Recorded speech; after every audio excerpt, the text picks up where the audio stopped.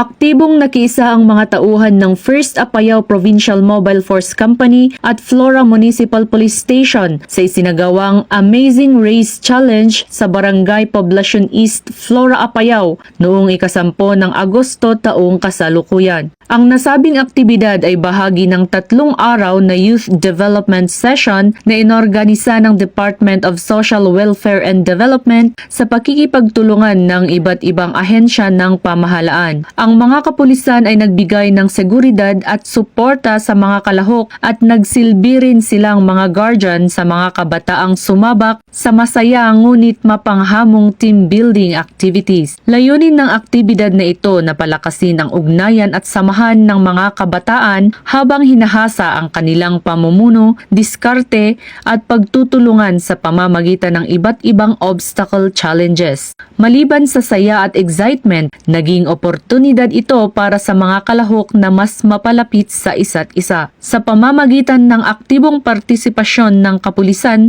mas lalong pinatibay ang kanilang paninindigan sa pagbibigay ng suporta sa mga programang pangkabataan. Ipinakita nito ang kanilang pagtitiwala sa mga kabataan bilang mahalagang katuwang sa pagtataguyod ng kapayapaan, kaayusan at kaunlaran sa komunidad. Patuloy naman na umaasa ang First Apayao PMFC na sa tulong ng mga aktibidad gaya nito, mahihikayat ang mga kabataan na maging aktibo bilang bahagi ng advokasya laban sa kriminalidad at sa pagbuo ng isang mas ligtas at mas maunlad na pamayanan. Mula dito sa Rehiyon Cordillera, ako ang inyong PNN correspondent, Patrolwoman Digman, alagad ng batas, tagataguyod ng Balitang Pulis.